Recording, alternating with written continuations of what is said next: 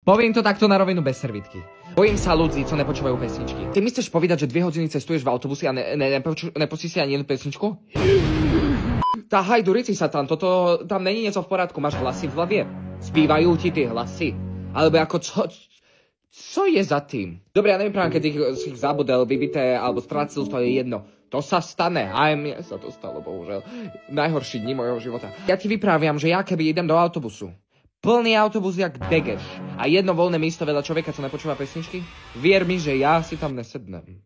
To místo bude furt prázdne, do včelek, bude to tam zaprašené a mne to je jedno. Ja ti práve radšej pôjdem na kapotu. Jak ja môžem vedieť, či tému človekovi nejak nehrábne, či mu tí hlasy nejak nebudú spívať, more, že niečo mu sprav. Ja nevyprávam, že tí ľudia, čo nepočúvajú pesničky, tak sú schizofrenici, to vôbec. Ale tak 2 plus 2 je 4, ne? Krista, však dopne mi asi, že asi máš živo v tej hlave, tak možno proto nepočuje pesničky. My nevyprávajú, že žiadna pesnička sa ti nelúbi, Krista. Je toľko žánru, že tak prestaň. Uj.